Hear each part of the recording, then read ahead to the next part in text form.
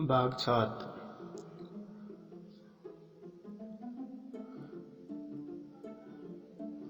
यह अभिनय जब समाप्त हुआ तो उधर रंगशाला में धनुष यज्ञ समाप्त हो चुका था और सामाजिक प्रहसन की तैयारियां हो गई थी, मगर इन सज्जनों को उससे विशेष दिलचस्पी न थी। केवल मिस्टर मेहता देखने गए और आध के अंत तक जमे रहे। उन्हें बड़ा मजा आ रहा था। बीच बीच में तालियां बजाते थे और फिर कहो का आग्रह करके अभिनेताओं का उत्साह भी बढ़ाते थे।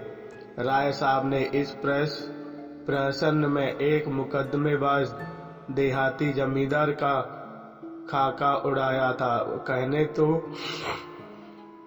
कहने को तो प्रसन्न था, मगर करुणा से भरा हुआ। नायक का बात बात में कानून की धाराओं का उल्लेखन करना, पत्नी पर केवल इसलिए मुकदमा दायर कर देना कि उसने भोजन तैयार करने में जरा सी देर कर दी, फिर वकीलों के नखरे, ओहो, देहाती गवाहों की चालाकियां और झांसे, पहले गवाही के लिए झटपट तैयार हो जाना मगर इल्जाम पर तलबी के समय खूब मानवन करना और नाना प्रकार की गरमाइशें करके उल्लू बनाना। ये सभी दृश्य देखकर लोग हंसी के मारे लोटपोट हो जाते थे।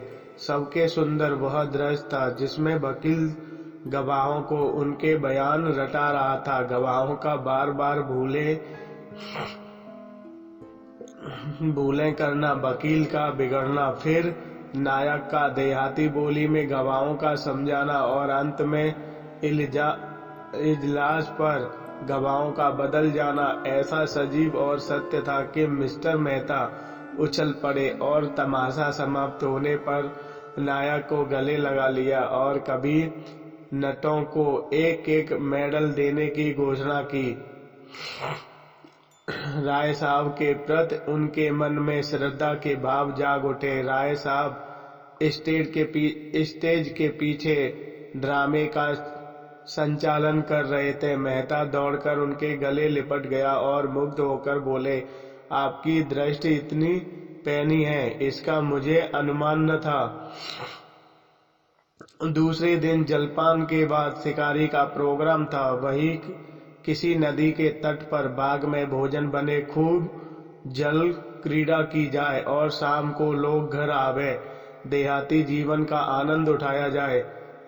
जिन मेहमानों को विशेष काम था वह तो विदा हो गए, केवल वे ही लोग बच रहे जिनकी राय साहब से घनिष्ठता थी। मिसेज खन्ना के सिर में दर्द था, न जा सकी और संपादकी इस मंडली से जले हुए थे और इसके विरुद्ध एक घेल माला निकाल कर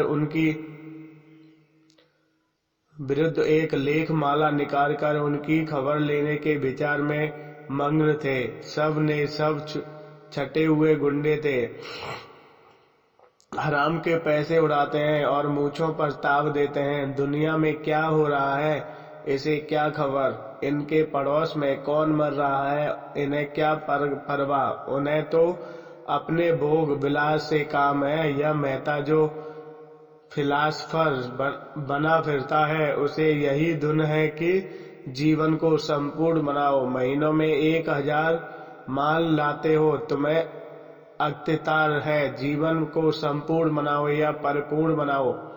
जिसकी यह फिक्र दबाव डालती है, लड़कों का ब्याह कैसे हो, बीमार स्त्री के लिए वैद्य कैसे आए, या अब की घर का किराया किसके घर से आएगा, वह अपना जीवन कैसे संपूर्ण बनाए। छूटे सांड बने दूसरों के खेत में मुंह मारते फिरते हो और समझते हो संसार में सब सुखी है। तुम्हारी आंखें तब खुलेंगी जब क्रांति होगी और तुमसे कहा जाएगा, बचा खेत में चल कर हल जोतो, तब देखें तुम्हारा जीवन कैसे संपूर्ण होता है। वह जब जो मैं मालती तो 72 घंटों का पानी पीकर भी मिस बनी रहती, शादी नहीं करती, इसमें जीवन बंधन में पड़ जाता है और बंधन में जीवन का पूरा विकास नहीं होता।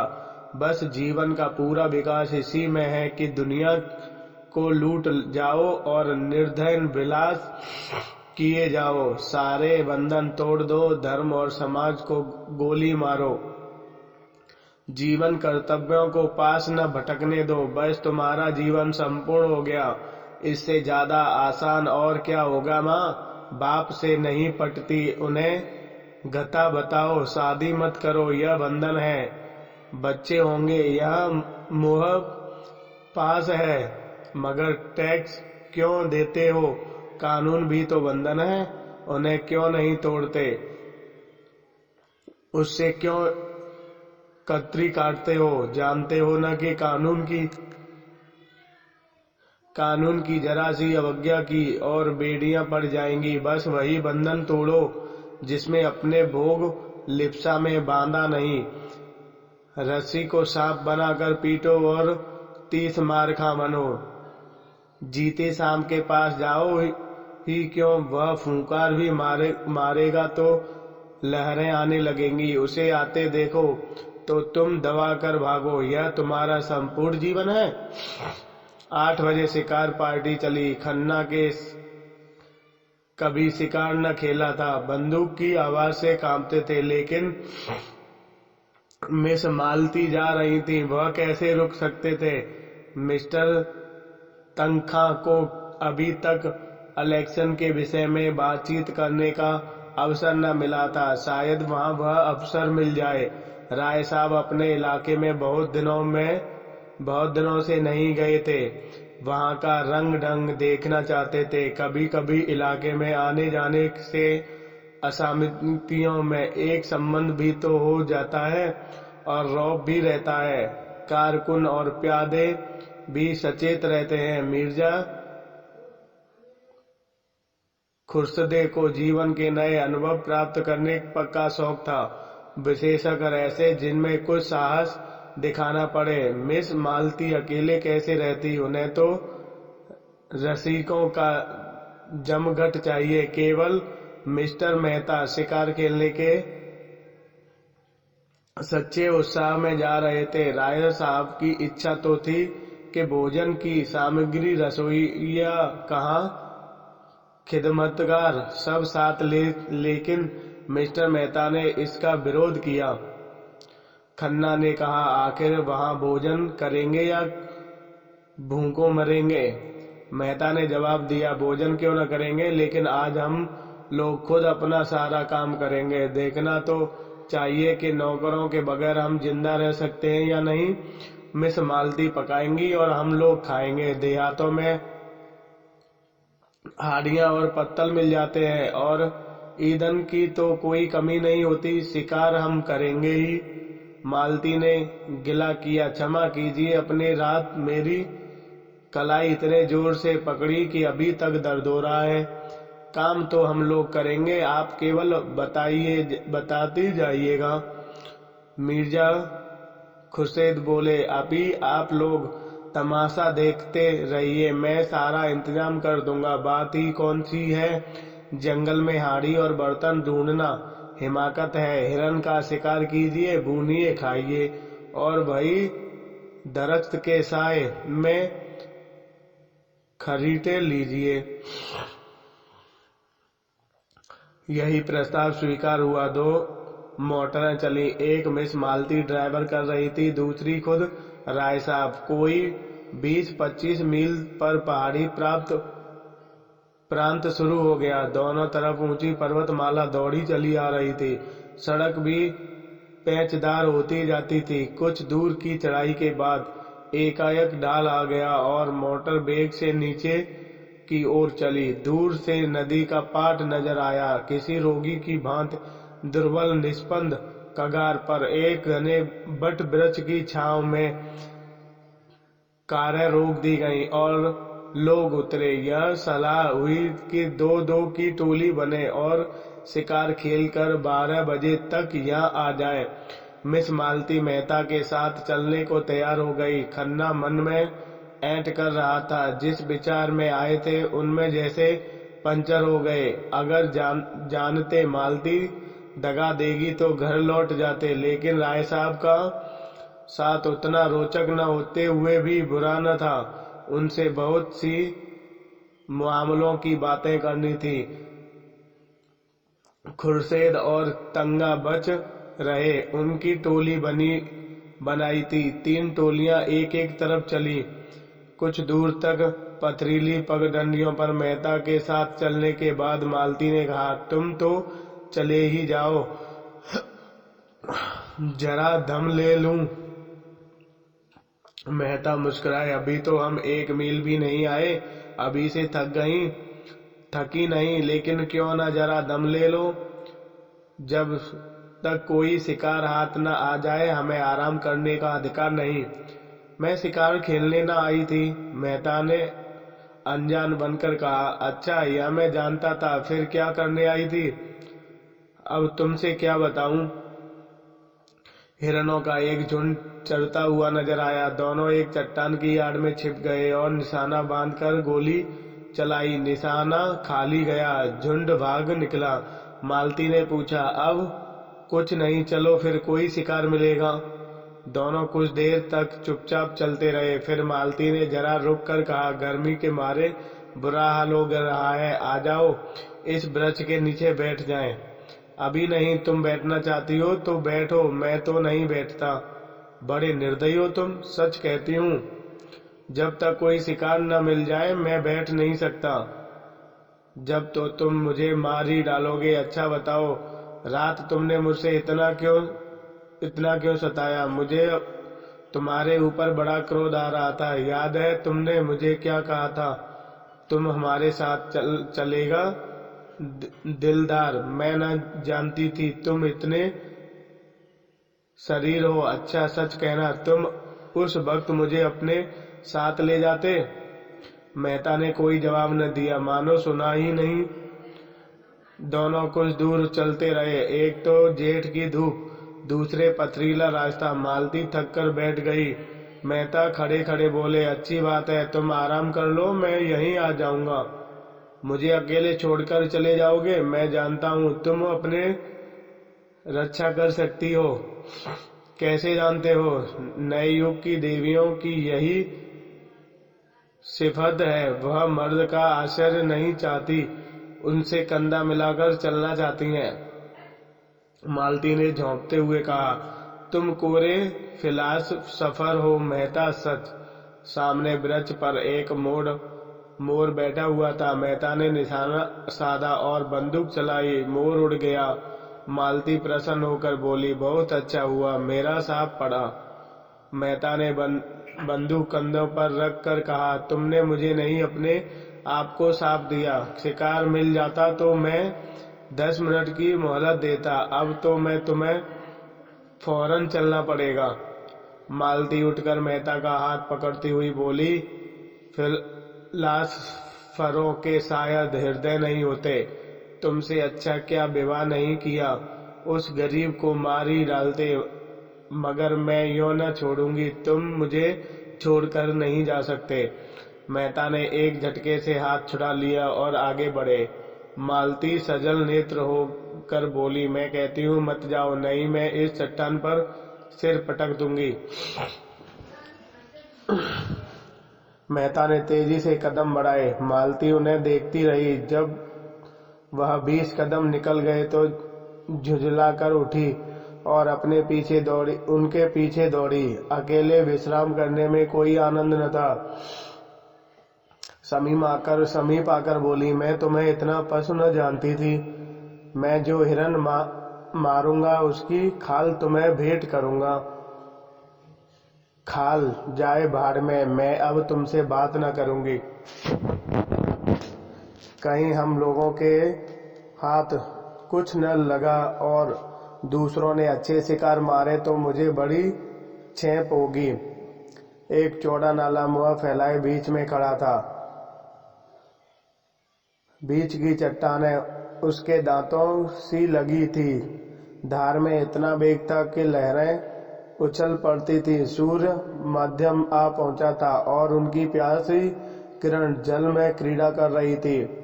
मालती ने प्रसन्न होकर कहा, अब तो लौटना पड़ा। क्यों, उस पार चलेंगे, नहीं तो शिकार मिलेंगे। क्यों, उस पार चलेंगे, यहीं तो शिकार मिलेंगे।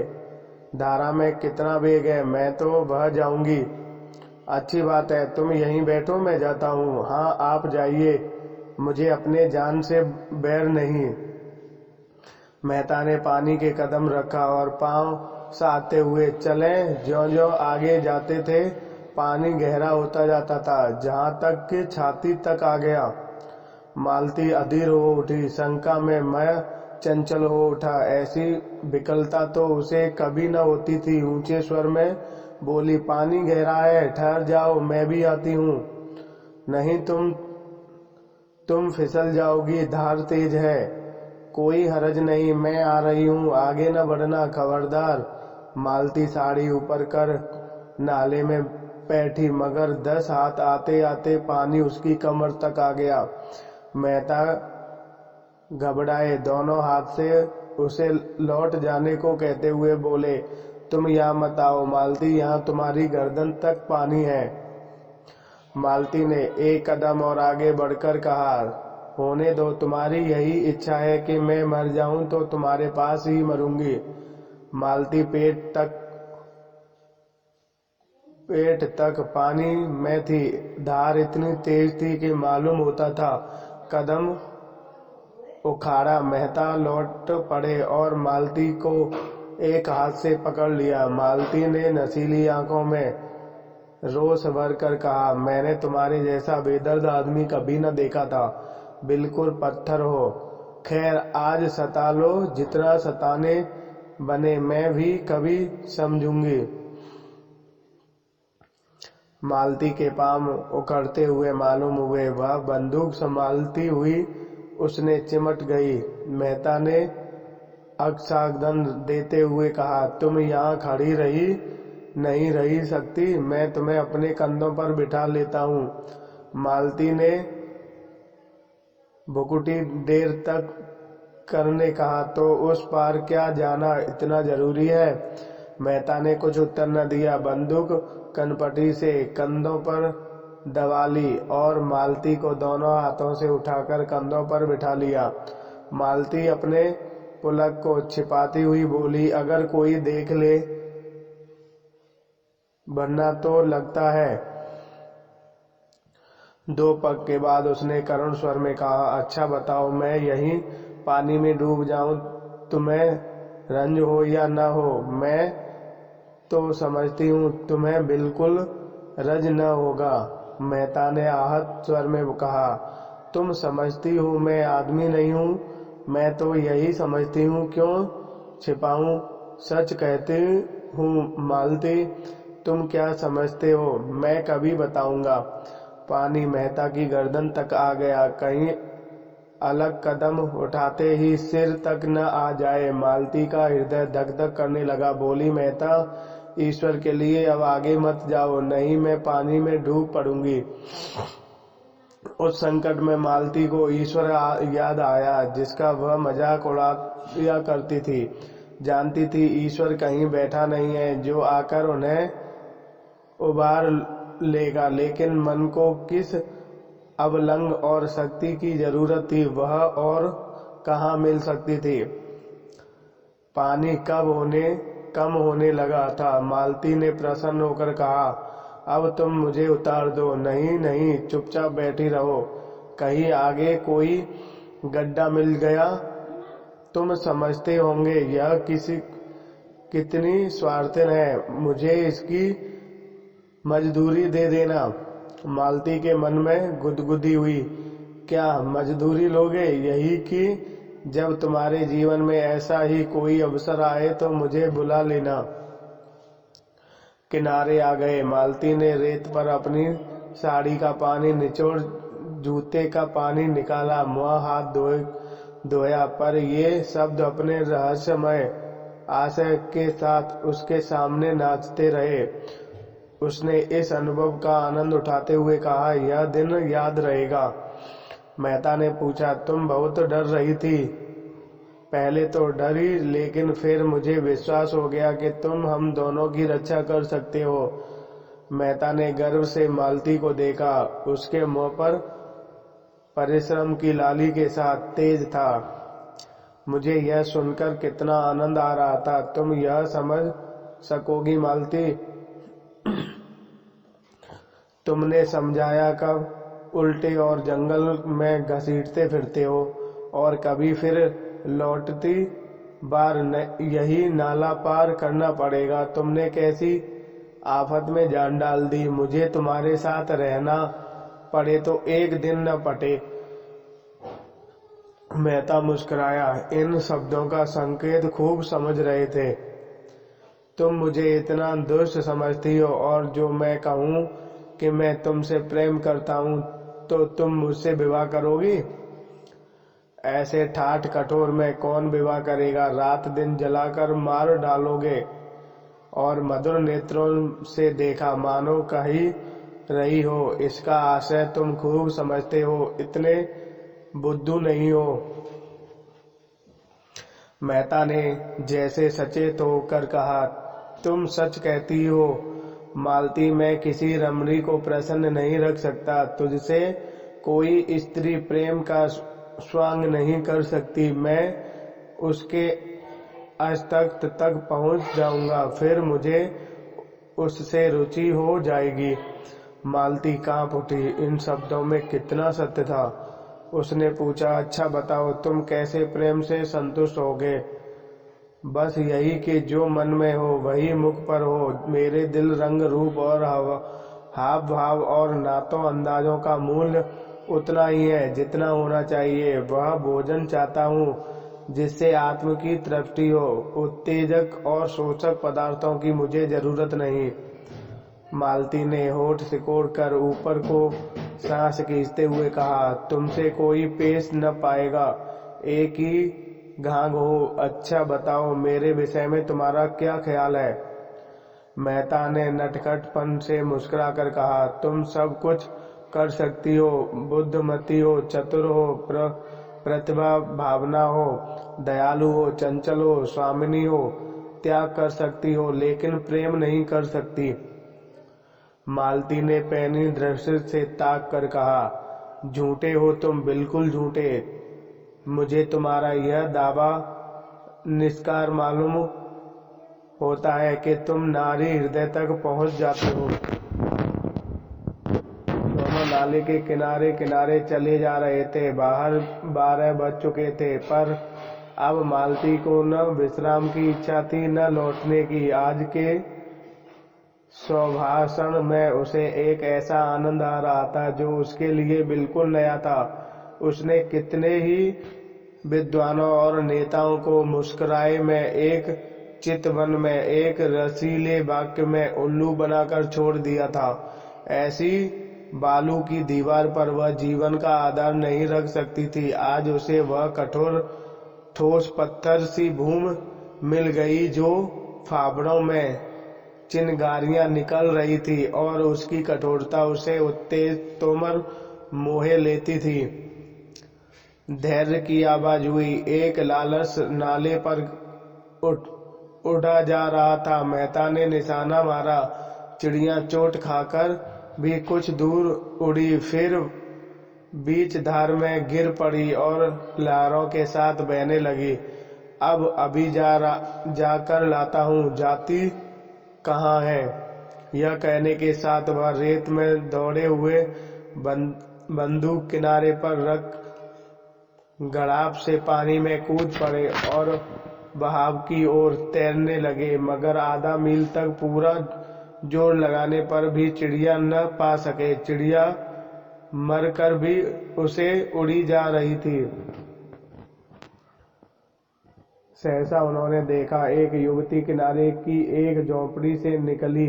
चिड़ियों को बहते देखकर साड़ी को जांघों तक चढ़ाया और पानी में घुस पड़ी। एक क्षण में उसने चिड़िया पकड़ ली और मेहता को दिखाती हुई बोली, पानी से निकल आओ बाबूजी, तुम्हारी चिड़िया यह है। मेहता युवती की चपलता और साहस देखकर मुग्ध हो गए। तुरंत किनारे की ओर हाथ चलाए और 2 मिनट में युवती के पास जा खड़े हुए। युवती का रंग था तो काला और वह भी गहरा। कपड़े बहुत ही मैले और फूफड़। आभूषण के नाम पर केवल हाथों में 2-2 मोटी चूड़ियां। सिर के बाल उलझे अलग अलग।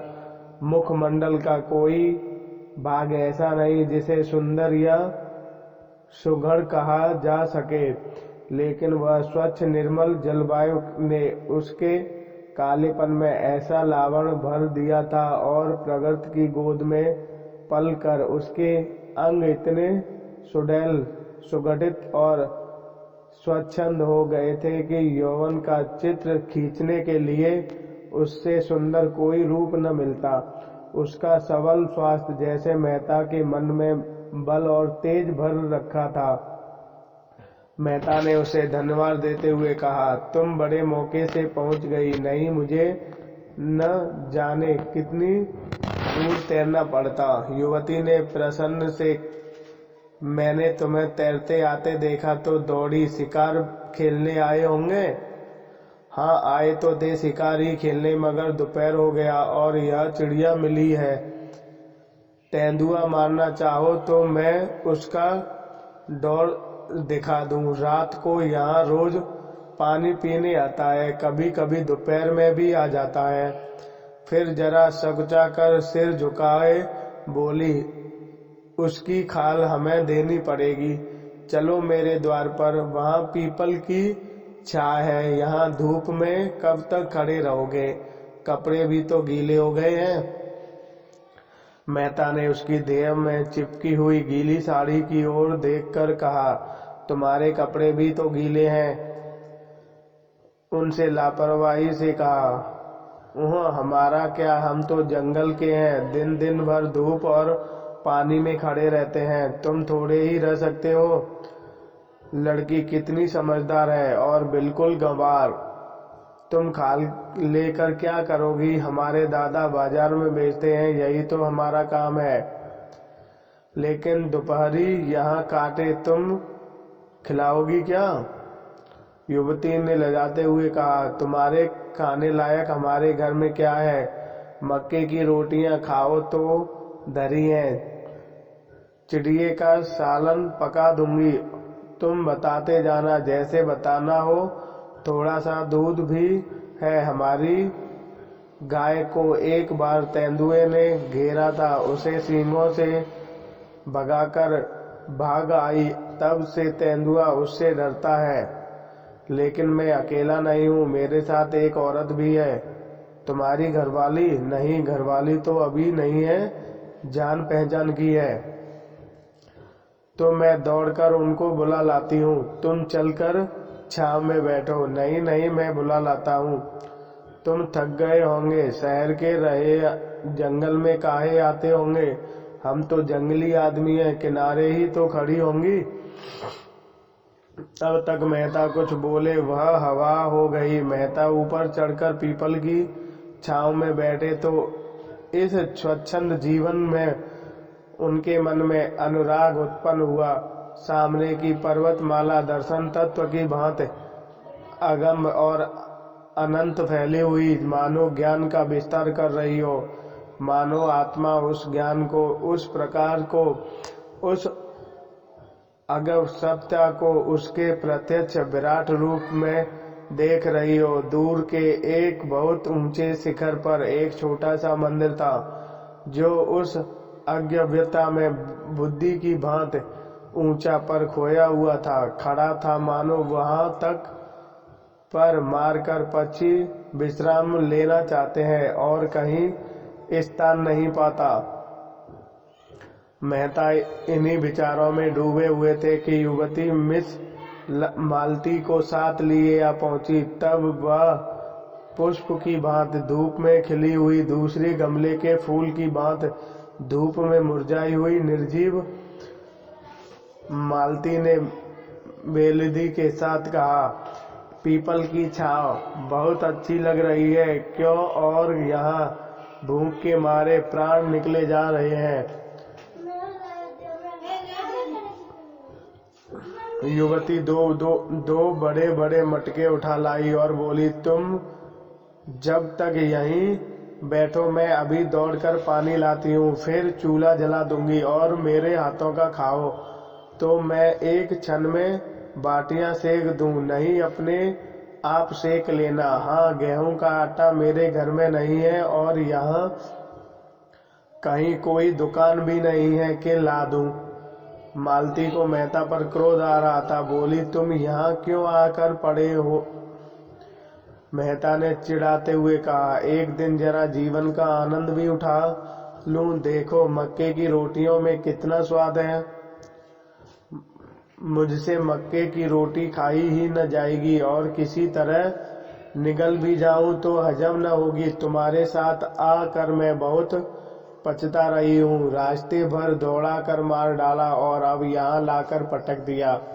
मेहता ने कपड़े उतार दिए और केवल एक नीला जंगिया पहने हुए बैठे थे। युवती को मटके ले जाते देखा तो उसके हाथ में मटके छीन लिए और कुएं पर पानी भरने चले। दर्शन के गहरे अध्ययन में भी उन्होंने अपने स्वास्थ्य की रक्षा की थी और दोनों मटके लेकर चलते हुए उनकी मांसल और चौड़ी छाती और मछलीदार जांघें किसी यूनानी प्रतिमा के सुगठित अंगों की भांति उनके पुरुषार्थ का परिचय दे रही थी। युवती उन्हें पानी खींचते हुए अनुराग भारी आंखों से देख रही थी। वह अब उनकी दया के पात्र नहीं, श्रद्धा के पात्र हो गए थे। कुआं बहुत गहरा था, कोई 60 हाथ मटके भारी थे और मेहता कसरत का अभ्यास करते रहने पर भी एक मटका खींचते खींचते शीतल हो गए। युवती ने दौड़कर उनके हाथों से रस्सी छीन ली और बोली, तुमसे न खींचेगा, तुम जाकर घाट पर बैठो, मैं खींच लेती हूँ। मेहता अपने पुरुष का यह अपमान न सह सके। रस्सी उसके हाथों से फिर ले ली और जोर मारकर एक क्षण में दूसरा मटका भी खींच दिया और दोनों हाथों में दोनों मटके लिए आकर झोपड़ी के द्वार पर खड़े हो गए। युवती ने झटपट आग लगाई, लालसर के पंख सुलझ डाले, छुरे से उसकी बोटियां बनाई और चूल्हे में आग जलाकर मांस चढ़ा दिया और चूल्हे के दूसरे एले पर कढ़ाई में दूध उबालने लगी और मालती भौएं चढ़ाए खाट पर खिन्न मन पर इस तरह यह दृश्य देख रही थी मानो उसके ऑपरेशन की तैयारी हो रही हो। मेहता झोपड़ी के द्वार पर खड़े होकर युवती के गृह कौशल को अनुरक्त नेत्रों से देखते हुए बोले, मुझे भी तो कोई काम बताओ, मैं क्या करूं? युवती ने मीठी झिड़की के साथ कहा, तुम्हें कुछ नहीं करना, जाकर बाई के पास बैठो, बेचारी बहुत भूखी है, दूध गर्म हुआ जाता है, उसे पिला देना।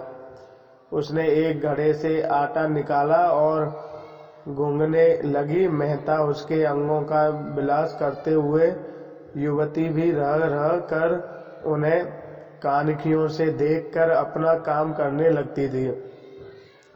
मालती ने पुकारा, तुम वहां क्यों खड़े हो? मेरे सिर में जोर का दर्द हो रहा है, आधा सिर ऐसा फटा पड़ता है जैसे गिर जाएगा।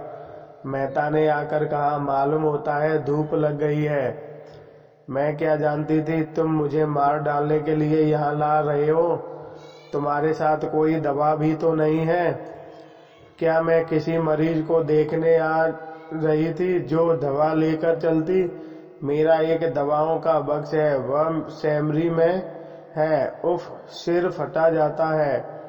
मेहता ने उसके सिर की ओर जमीन पर बैठकर धीरे धीरे उसका सिर सहलाना शुरू किया। मालती ने आंखें बंद कर ली।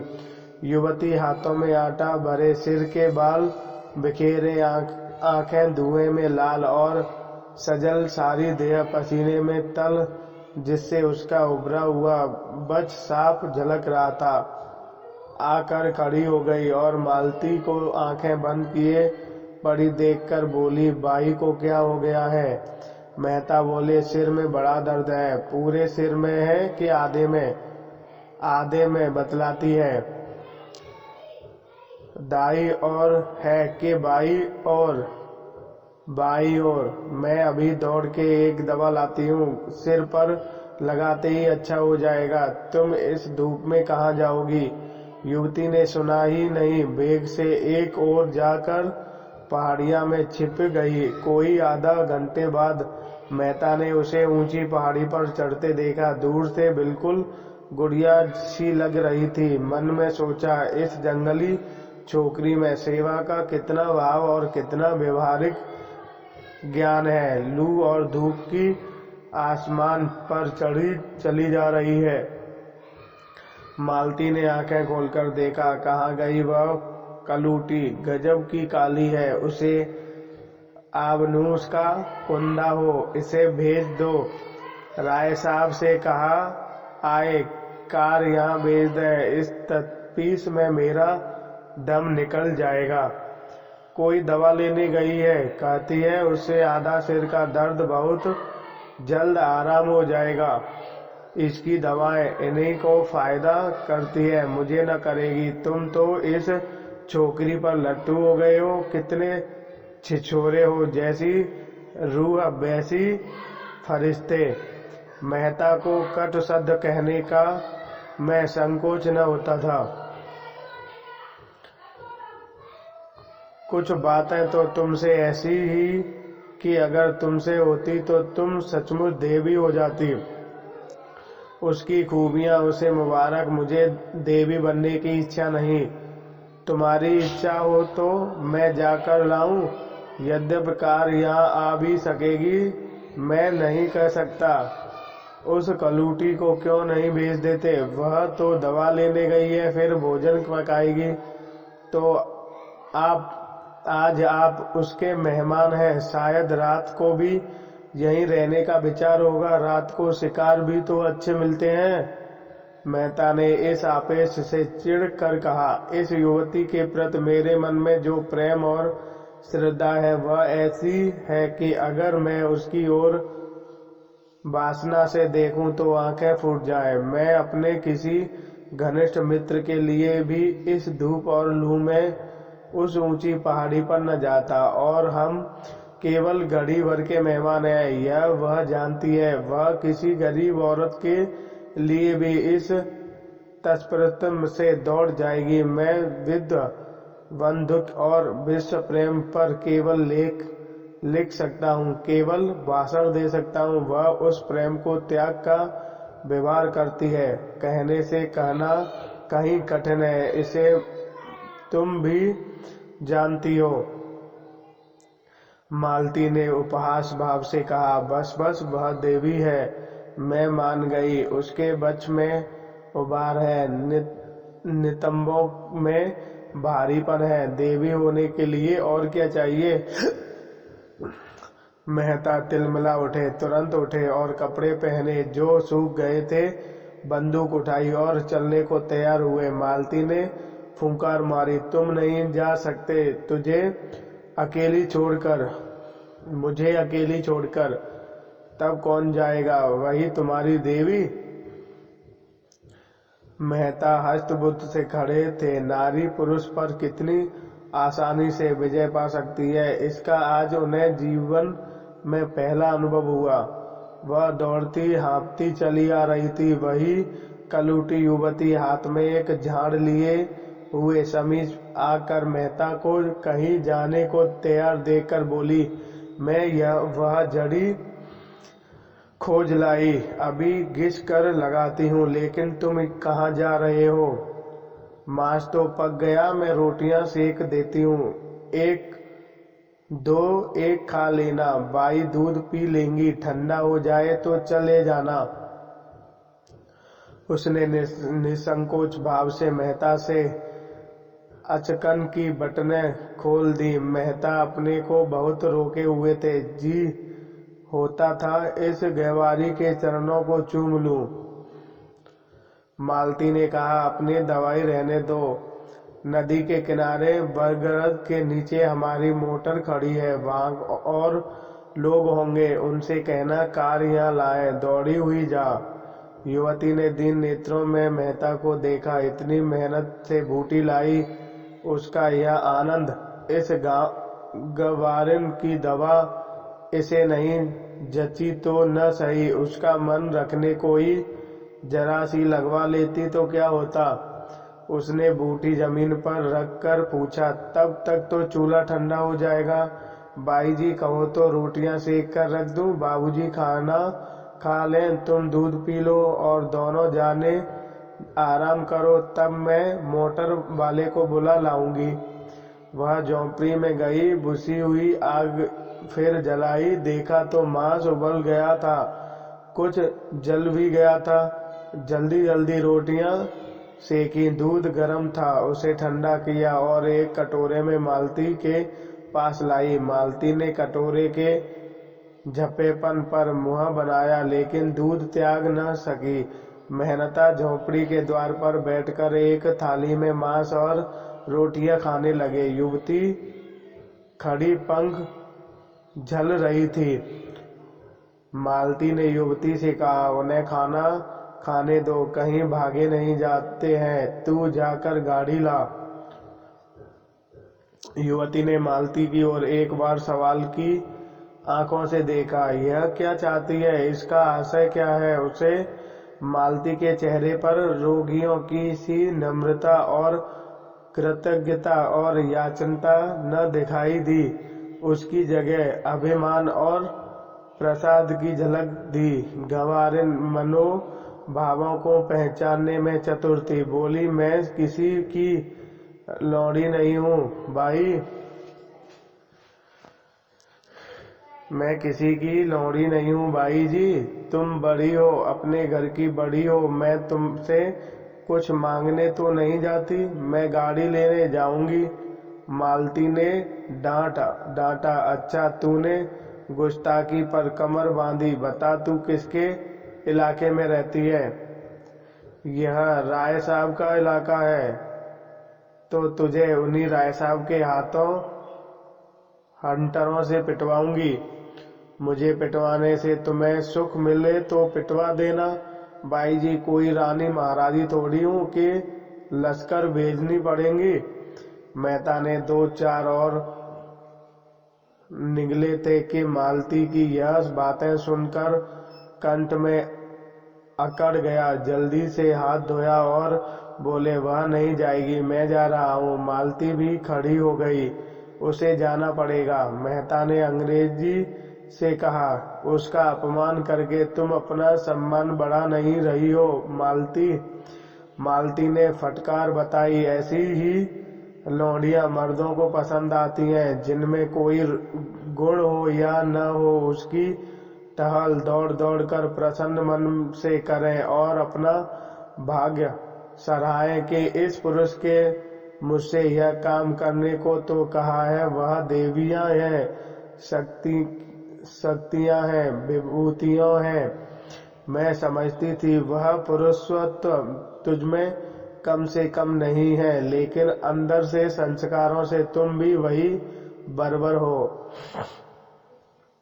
मेहता मनोविज्ञान के पंडित थे, मालती के मनोरहस्य को समझ रहे थे। ईशा का ऐसा अनोखा उदाहरण उन्हें कभी न मिला था। उस रमणी ने जो इतनी मृद स्वभाव, इतनी उदार, इतनी प्रसन्न मुक्त थी, ईशा की ऐसी प्रचंड ज्वाला।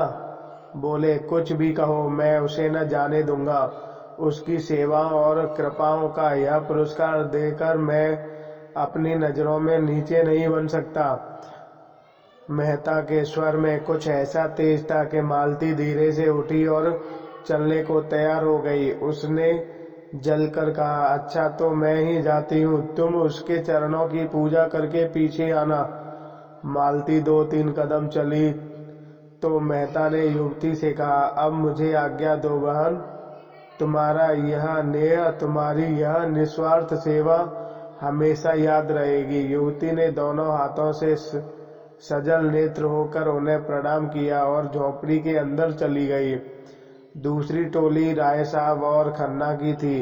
राय साहब तो अपने उसी रेशमी कुर्ते और रेशमी चादर में थे, मगर खन्ना ने शिकारी सूट डांटा था जो शायद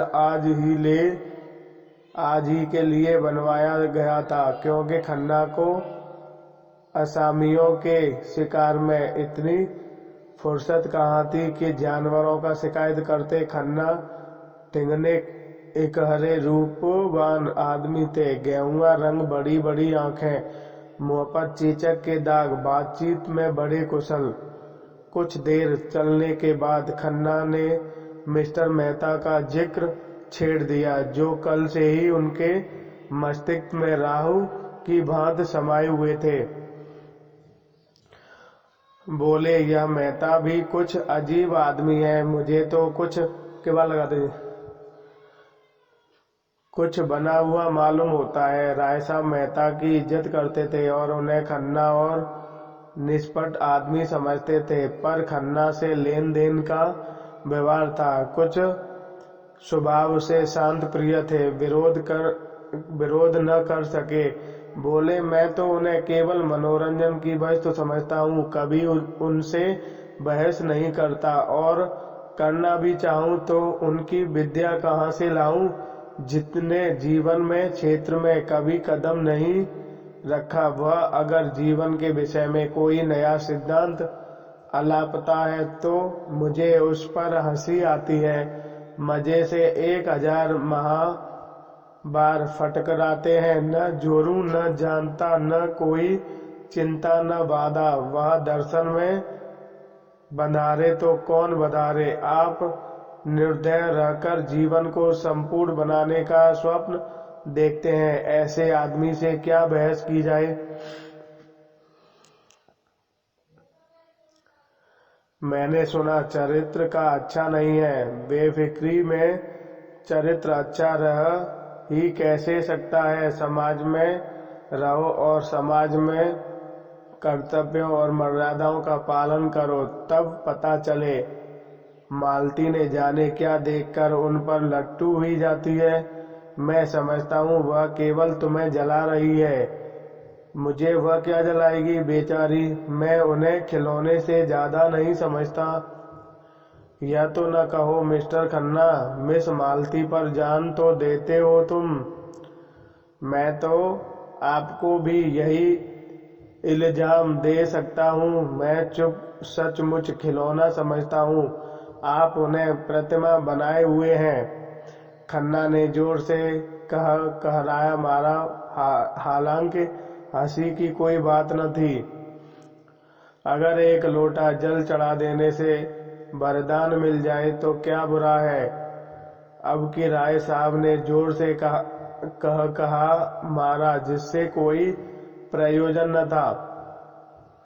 तब आपने उस देवी को समझ ही नहीं। आप जितनी ही उसकी पूजा करेंगे उतना ही वह आपसे दूर भागेगी, जितना ही दूर भागेगी उतना ही आपकी ओर दौड़ोगी।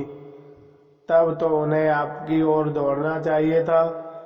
मेरी ओर मैं उस रसिक समाज से बिल्कुल बाहर हूँ मिस्टर खन्ना।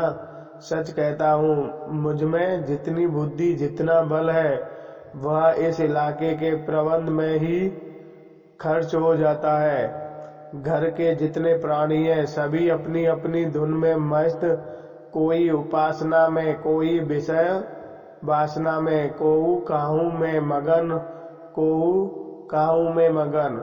और इन सब अजगरों को भक्ष्य देना मेरा काम है, कर्तव्य है। मेरे बहुत से ताल्लुकेदार भाई लोग विशाल करते हैं, यह मैं जानता हूँ, मगर वह लोग घर फूंक कर तमाशा देखते हैं। कर्ज का बोझ सिर पर लदा जा रहा है, रोज डिगरियां हो रही हैं, जिससे लेते हैं उन्हें देना नहीं जानते। चारों तरफ बदनाम है। मैं तो ऐसी जिंदगी से मर जाना अच्छा समझता हूँ।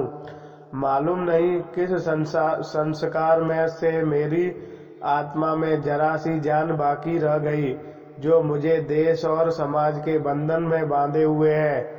सत्याग्रह आंदोलन छिड़ा। मेरे सारे भाई शराब कबाब में मस्त थे। मैं अपने को न रोक सका, जेल गया और लाखों रुपए की जेरबारी उठाई और कभी तक उसका तवान दे रहा हूँ। मुझे उसका पछतावा नहीं है, बिल्कुल नहीं है। मुझे उसका गर्व है। मैं उस आदमी को आदमी नहीं समझता जो देश और समाज की भलाई के लिए उद्योग न करे और बलिदान न करे। मुझे क्या यह अच्छा लगता है कि निर्जीव किसानों का रक्त चूसूं और अपने परिवारजनों की वासनाओं को तृप्ति के साधन जुटाऊं?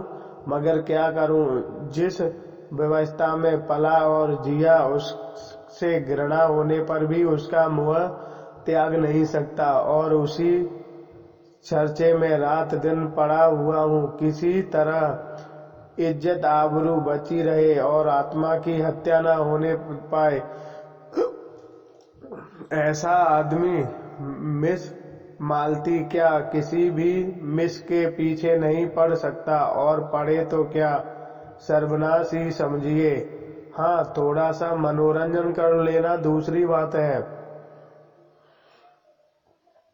मिस्टर खन्ना भी साहसी आदमी थे। संग्राम में आगे बढ़ने वाले 2 बार जेल हो गए थे। किसी ने दबोना न जानते थे, खद्दर पहने थे और फ्रांस की शराब पीते थे। अवसर पड़ने पर बड़ी बड़ी तकलीफें झेल सकते थे। जेल में शराब छुई तक नहीं और A क्लास में रहकर भी C क्लास की रोटियां खाते रहे। हालांकि उन्हें हर तरह का आराम मिल सकता था, मगर रण क्षेत्र में जाने वाला रथ भी तो बिना तेल के नहीं चल सकता।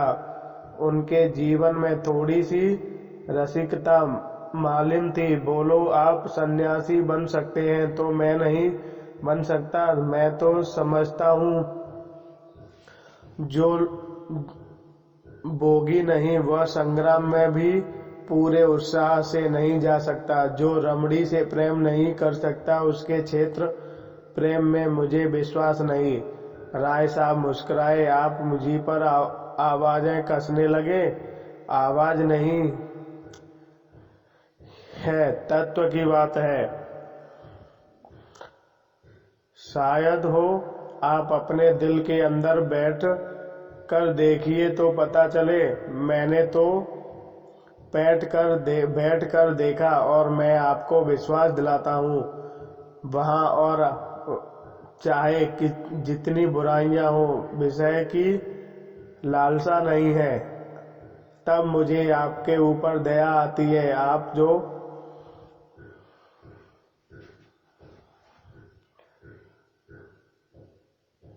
इसका एकमात्र आपका निग्रह है। मैं तो यह नाटक खेल रहा हूँ, चाहे दुख ही क्यों न हो। अब मुझसे मजाक करती है। दिखती है कि मुझे तेरी परवाह नहीं है, लेकिन मैं हिम्मत हारने वाला मनुष्य नहीं हूँ। मैं अब तक उसका मिजाज नहीं समझ पाया। कहे निशाना ठीक बैठेगा, इसका निश्चय न कर सका। जिस दिन यह कुंजी मिल गई वह फतेह है, लेकिन वह कुंजी आपको शायद ही मिले मेहता। शायद आपसे बाजी मार ले जाए। एक हिरन कई हिरनियों के साथ चल रहा था, बड़ी सींगों वाला, बिल्कुल काला। राय साहब ने निशाना बांधा। खन्ना ने रोका। क्यों हत्या करते हो यार? बेचारा चल रहा है, चढ़ने दो, धूप तेज हो गई। आइए कहीं बैठ जाएं, आपसे कुछ बातें करनी है। राय साहब ने बंदूक चलाई, मगर हिरन भाग गया। बोले, एक शिकार मिल भी तो निशाना खाली गया। एक हत्या से बचे। हाँ, कहिए, क्या कहने जा रहे हैं? आपके इलाके में उख होती है बड़ी कसरत से, तो फिर क्या न हमारे शुगर मिल में शामिल हो जाए।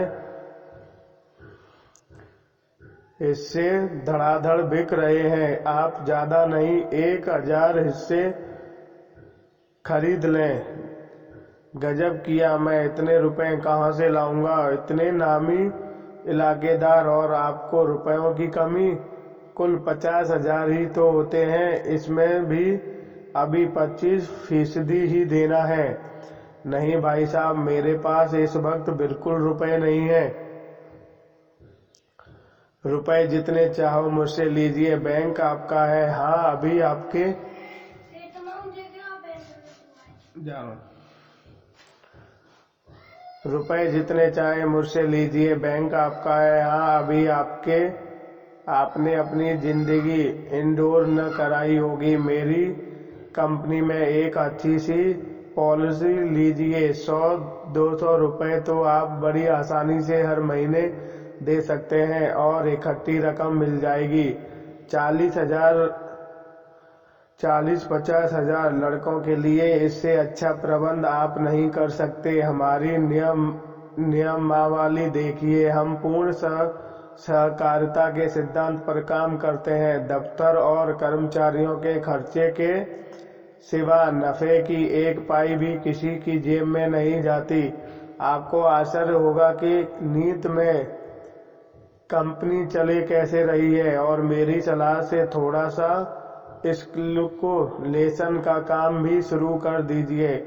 यह जो सैकड़ों करोड़पति बने हुए हैं, सब इसी कैलकुलेशन से बने हैं।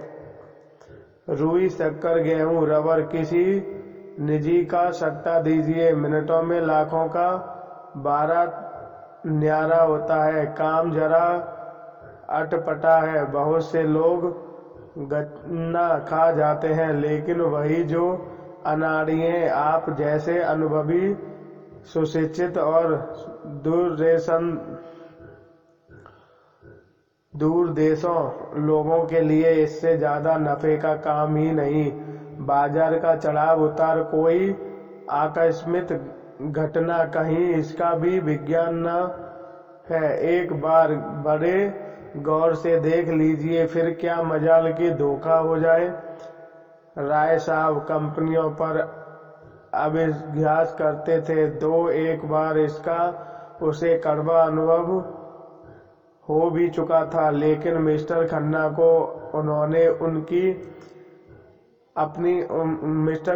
उन्होंने अपनी आंखों के सामने बढ़ते देखा था। उनकी कार्य क्षमता के कारण हो गए थे।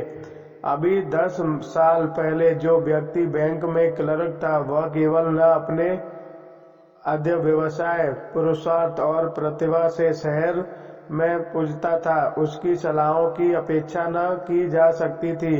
इस विषय में अगर खन्ना उनके पथ प्रदर्शन को जाए तो उन्हें बहुत कुछ कामयाबी हो सकती थी। ऐसा अवसर क्यों छोड़ा जाए? तरह तरह के प्रश्न करते रहे। सहसा एक देहाती एक बड़ी सी टोकरी में कुछ जड़ें, कुछ पत्तियां, कुछ फूल लिए जाता नजर आया। खन्ना ने पूछा, अरे क्या बेचता है? देहाती शक पका गया, डरा कहीं बेगार में न पड़ा जाए। बोला, कुछ तो नहीं मालिक, यही घास पात्र है। क्या करेगा इनका? बेचूंगा मालिक, जड़ी बूटी हैं। कौन कौन सी जड़ी बूटी हैं बता? देहाती ने अपना औषधालय खोलकर दिखलाया। मालूम चीजों थी जो जंगल के आदमी उखाड़ ले जाते थे और शहर में अंतरों के हाथ 2-4 आने में बेच आते थे, जैसे मकोए, गंगी, सड़देय, कुकरौंदा, धतूरे के बीज, मधा के फूल, कंजरे, चुमगनी आदि। हर एक चीज दिखाता था और रटे हुए शब्दों में उनके गुण भी बयान करता जाता था। यह मको है सरकार, ताप को मद्राद हो, तिल्ली हो, धड़कन को शून्य हो, खांसी हो, एक खुराक में आराम हो जाता है। यह धतूरे के बीज है मालिक। घटिया बाय हो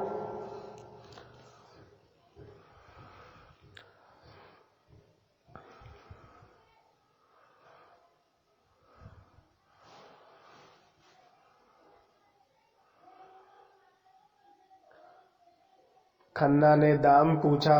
उसने 8 आने कहे। खन्ना ने 1 रुपया फेंक दिया और उसे पड़ाव तक रख आने का हुक्म दिया। गरीब के मुख मांगा दाम ही नहीं पाया, उसका दुगना पाया, आशीर्वाद देता चला गया। राय साहब ने पूछा, आप यह घास पात लेकर क्या करेंगे? खन्ना ने मुस्कुराकर कहा, इनकी असरफियां बनाऊंगा। मैं किमियार हूँ, यहाँ आपको शायद नहीं मालूम, तो यार अब मंत्र हमें भी सिखा दो। हाँ हाँ, शौक से, मेरी सरगिन कीजिए। पहले साहब शेर लड्डू लाकर चढ़ाए, तब बतलाऊंगा। बात यह है कि मेरा तरह तरह के आदमियों से सबका सबक पड़ता है। कुछ ऐसे लोग भी आते हैं जो जड़ी बूटियों पर जान देते हैं। उनको इतना मालूम हो जाए कि यह किसी फकीर की दी हुई बूटी है, फिर आपकी खुशामद करेंगे, नाक रगड़ेंगे और आप वह चीज उन्हें दे दें तो हमेशा के लिए आपके ऋणी हो जाएंगे। 1 रुपया में अगर 10-20 बुद्धुओं पर एहसास न नमदा कजा जा सके तो क्या बुरा है। जरा से एहसास से बड़े बड़े काम निकाल जाते हैं। राय साहब ने फौतुअल से पूछा, मगर इन बूटों के गुणों आपको याद रहेंगे कैसे? खन्ना ने कहरार मारा, आप ही राय साहब बड़े मजे की बातें करते हैं। जिस बूटे में जो भी गुण चाहे बता दीजिए, वह आपकी लियाकत पर मुहरसन है। सेहत तो रुपए में 8 आने विश्वास से होती है। आप जो इन्हें बड़े बड़े अफसरों को देखते हैं, तब इन लंबी पूंछ वाले विद्वानों को और इन रसोइयों को ये सब अश्वदनीय होते हैं। तो वनस्पति शास्त्र के प्रोफेसर को जानता हूँ जो कुकरौंदा का नाम भी नहीं जानते। इन विद्वानों का मजाक तो हमारे स्वामिनी खूब उड़ाते हैं। आपको तो कभी उनके दर्शन न हुए होंगे। उनकी आप आए तो उन्हें मिलाऊं। जब से मेरे बगीचे में ठहरे हैं, रात दिन लोगों का तांता लगा रहता है। माया तो उन्हें छू भी नहीं गई, लेकिन एक बार दूध पीते हैं ऐसा विद्वान महात्मा मैंने आज तक नहीं देखा। न जाने कितने वर्ष हिमालय पर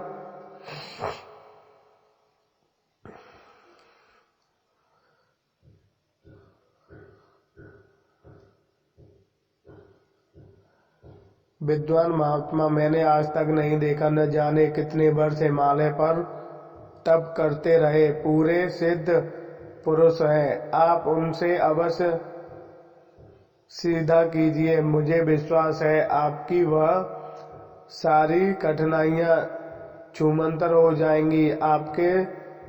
आपको देखते ही आपका भूत भविष्य सब कह सुनाएंगे। ऐसे प्रसन्न मुख है कि देखते ही मन खिल उठता है। ताबुज तो वह है कि खुद इतने बड़े महात्मा हैं, मगर सन्यास और त्याग, मंदिर और मठ, संप्रद और पंथी, इन सबको ढोंग कहते हैं, पाखंड कहते हैं। रूढ़ियों के बंधन को तोड़ो और मनुष्य बनो। देवता बनने का ख्याल छोड़ो, देवता बनकर तुम मनुष्य न रहोगे। राय साहब के मन में शंका हुई। महात्माओं में उन्हें भी वह विश्वास था जो प्रतावलाओं में आमतौर पर होता है। दुखी प्राणी की आत्मचेतन में जो शक्ति मिलती है, उसके लिए वह भी लालपित रहते हैं। यह आर्थिक कठिनाइयों से निराश हो जाते हैं। मन में आधा संसार से मुख मोड़कर एकांत में जाकर बैठ और मोक्ष की चिंता करें। संसार के बंधनों को वह भी साधारण मनुष्य की भांति आत्ममुक्त के मार्ग की बाधाएं समझते थे और इनसे दूर हो जाना ही उनके जीवन का ही आदर्श था। लेकिन संन्यास और त्याग के बिना बंधनों को तोड़ने का क्या क्या उपाय है? लेकिन वह यह संन्यास को ढोंग कहते हैं, तो खुद क्यों संन्यास लिया है? उन्होंने संन्यास कब लिया है साहब? वह तो कहते हैं आदमी को अंत तक काम करते रहना चाहिए। विचार स्वातंत्र उनके उपदेशों का तत्व है। मेरी समझ में कुछ नहीं आ रहा। विचार स्वतंत्रता का आशय क्या है? समझ तो मेरे भी कुछ नहीं आता। उनकी आएगा तो उनसे बातें हो। वह प्रेम को जीवन का सत्य कहते हैं। मैं इसकी ऐसी सुंदर व्याख्या करते हैं कि मन मुग्ध हो जाता है। मिस मालती को उन्होंने मिलाया या नहीं? आप भी दिल्लगी करते हैं। मालती को भला उनसे क्या मिलवाता? वाक्य पूरा न हुआ था कि सामने झाड़ी में सरस राहट की आवाज सुनकर चौंक पड़े और प्राण रक्षा की प्रेरणा में राय साहब के पीछे आ गए। झाड़ी में से एक तेंदुआ निकला और मंद गति से सामने की ओर चला।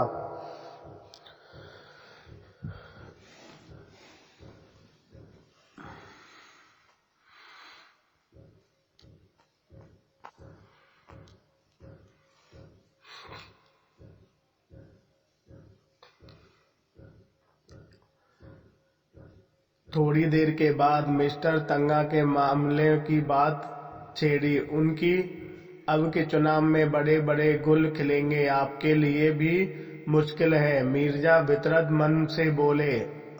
अब कि मैं बड़ा ही न हूँगा। तंगा से पूछा, क्यों? मुफ्त की अवकरी कौन करे? फायदा ही क्या? मुझे अब तक डेमोक्रेसी में भक्ति नहीं रही। जरा सा काम और महीनों की बहस। हाँ, जनता की आंखों में धूल झोंकने के लिए अच्छा स्वांग है। इनसे तो कहीं अच्छा है कि एक गवर्नर रहे, चाहे वह हिंदुस्तानी हो या अंग्रेज।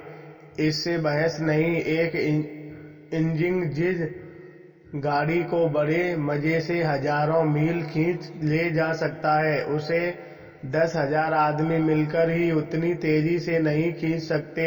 मैं तो यह सारा तमाशा देखकर काउंसिल से बेजार हो गया हूँ। मेरा बस चले तो काउंसिल में आग लगा दूं, जिसे हम डेमोक्रेसी कहते हैं। वह व्यवहार में बड़े बड़े व्यापारियों और जमींदारों का राज्य है और कुछ नहीं।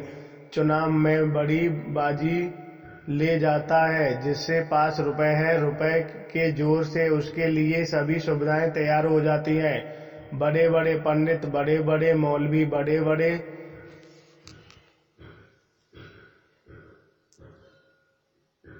बोलने वाले, जो अपने जबान और कलम से पब्लिक को जिस तरफ चाहे फेर दे। तभी सोने के देवता के पैरों पर माथा रगड़ते हैं। मैंने तो इरादा कर लिया है कि इलेक्शन के पास न जाऊंगा। मेरा प्रोपेगेंडा अब डेमोक्रेसी के खिलाफ होगा।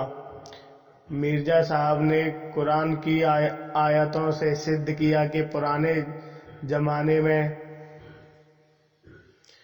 पुराने जमाने में बादशाहों के आदर्श कितने ऊंचे थे। आज तो हम उसकी तरफ ताक भी नहीं सकते। हमारी आंखें में चकाचौंध आ जाएगी। बादशाह को खजाने की एक कौड़ी भी नहीं खर्च में लाने का अधिकार था।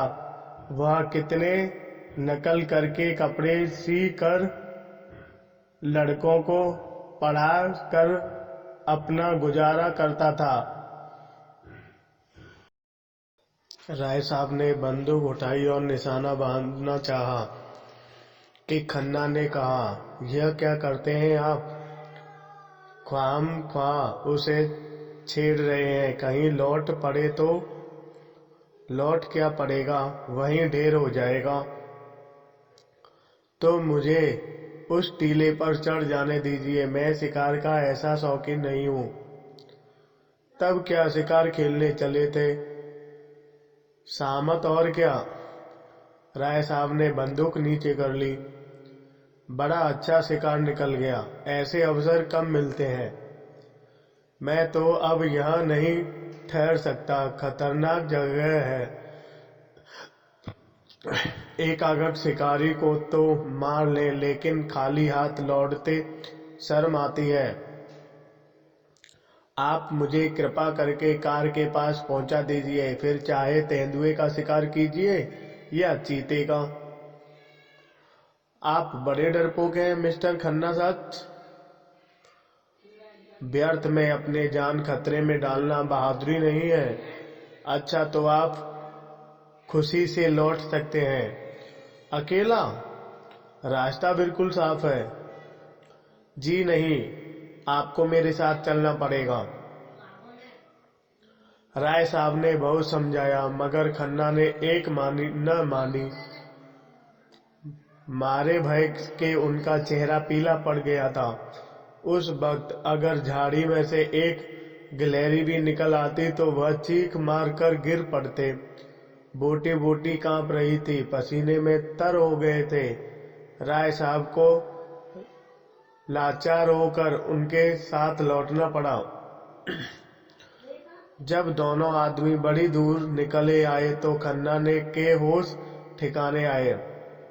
बोले, खतरे से नहीं डरता, लेकिन खतरे के मुंह में उंगली डालना हिमाकत नहीं। अजी जाओ भी जरा सा तेंदुआ देख लिया तो जान निकल गई। मैं शिकार खेलना उस जमाने का संस्कार समझता हूँ जब आदमी पशु या तब से संस्कृति बहुत आगे बढ़ गई है।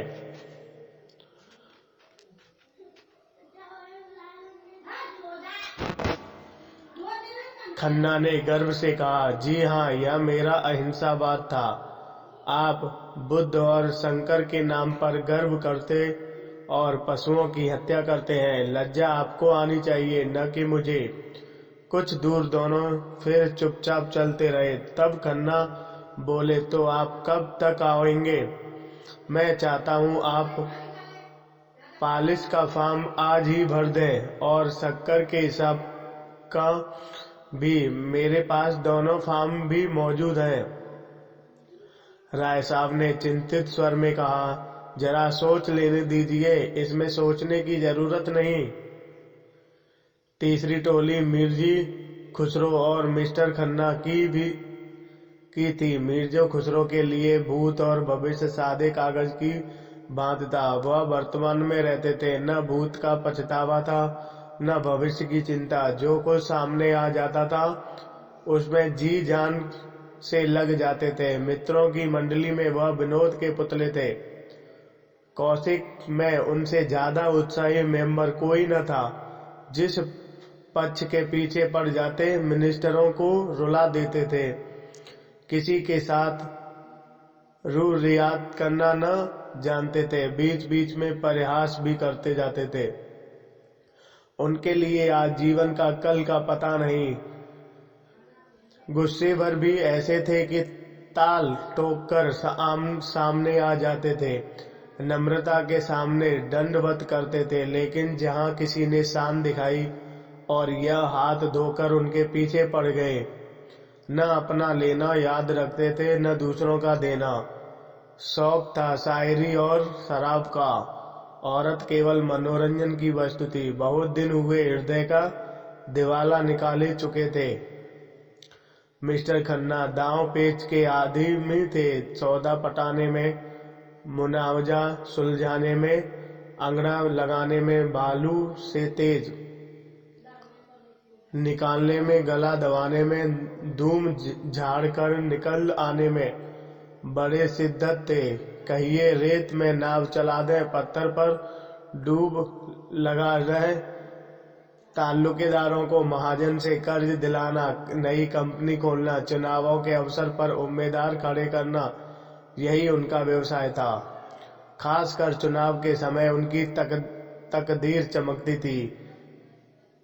किसी पोड़े उम्मीदवार को खड़ा करते, दिलो जान से उसका काम करते और 10-20 हजार बना लेते।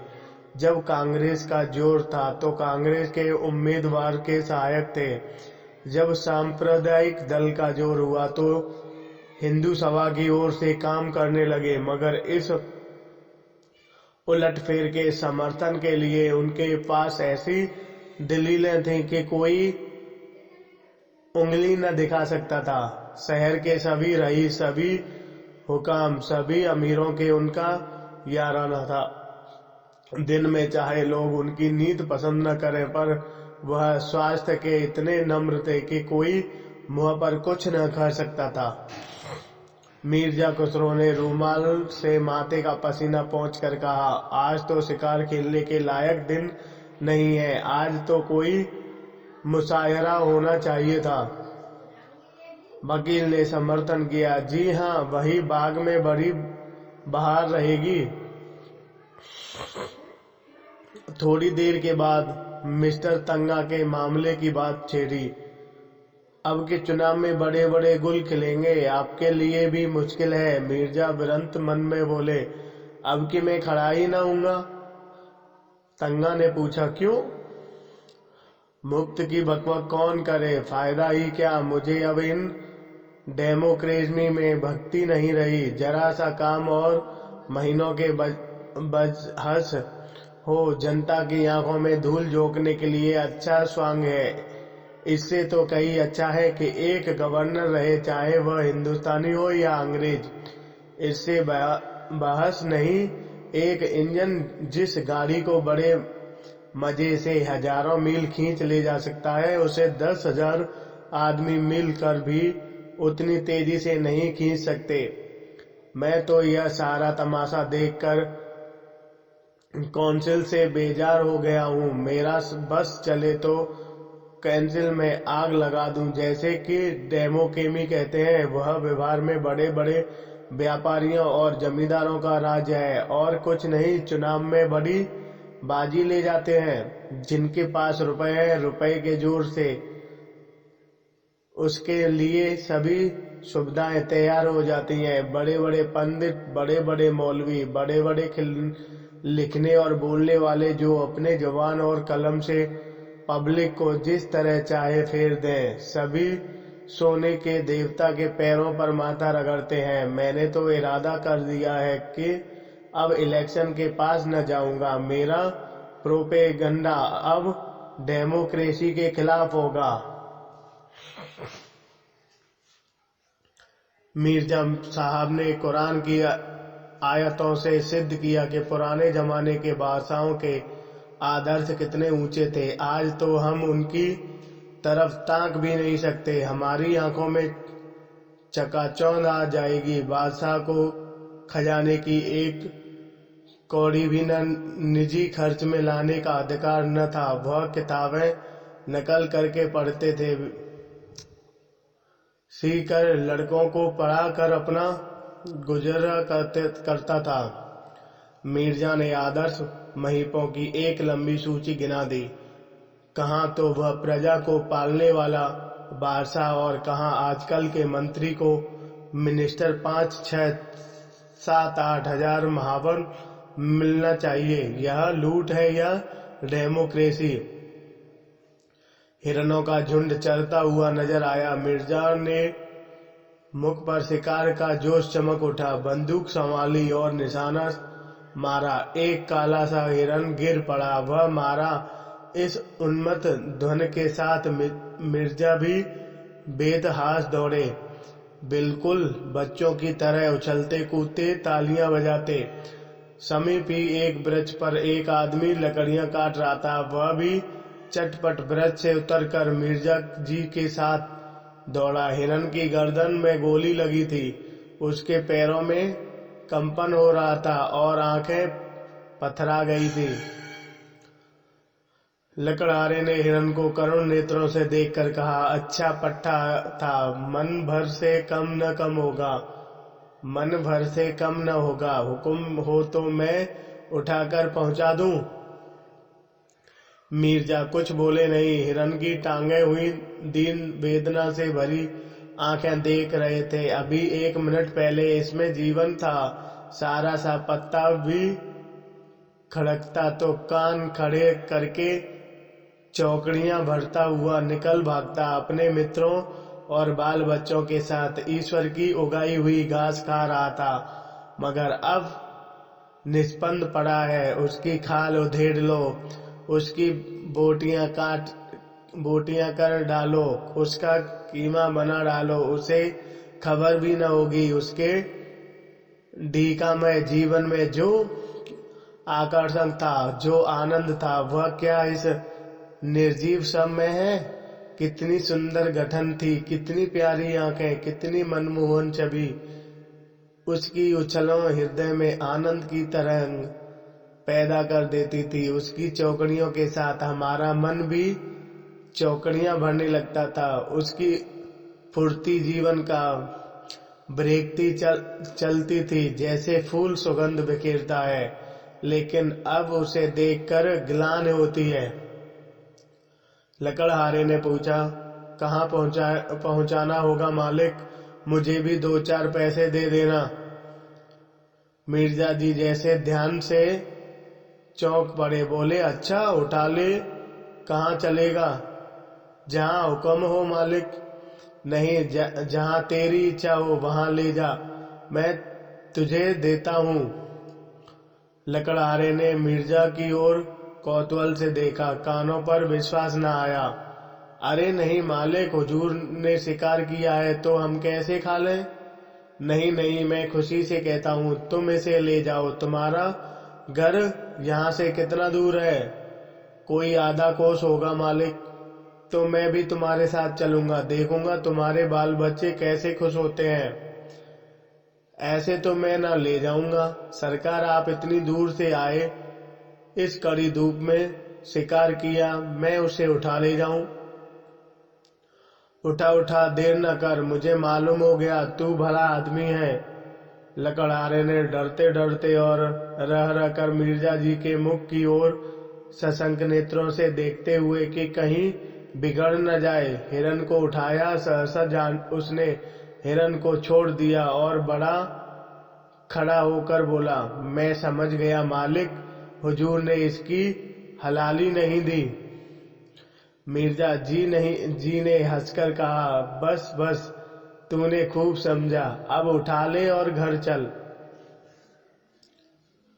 मिर्जा जी धर्म के इतने पाबंद न थे। 10 साल से उन्होंने नमाज न पढ़ी थी। 2 महीने में 1 दिन व्रत रख लेते थे, बिल्कुल निहारन निर्जल। मगर लकड़हारे को इस ख्याल से जो संतोष हुआ था कि हिरन अब इन लोगों के लिए अख्यात हो गया है, उसे फीका न करना चाहते थे। लकड़हारे ने हल्के मन में हिरन को गर्दन पर रख लिया और घर की ओर चला। टंगा अभी तक तटस्थ से वही पेड़ के नीचे खड़े थे। धूप में हिरन के पास जाने का कष्ट क्यों उठाते? कुछ समय में न आ रहा था कि मालूम क्या है, लेकिन जब लकड़हारे को उल्टी दिशा में जाते देखा तो आकर मिर्जा से बोले, आप उधर कहाँ जा रहे हो हजरत, क्या रास्ता भूल गए? मिर्जा ने अपराधी भाव से मुस्कुराकर कहा, मैंने शिकार इस गरीब आदमी को दे दिया, अब जरा इसके घर चल रहा हूँ, आप भी आइए ना। तंगा ने मिर्जा को कौतूहल की दृष्टि से देखा और बोले, आप अपने होश में हैं या नहीं? कहा नहीं सकता, मुझे खुद नहीं मालूम। शिकार इसे क्यों दे दिया? इसलिए कि उसे पाकर इसे कितनी खुशी होगी, मुझे या आपको न होगी। तंगा खिसियाकर बोले, जाइए, सोचा था खूब कबाब उड़ाएंगे, 100 आपने सारा मजा किरकिरा कर दिया।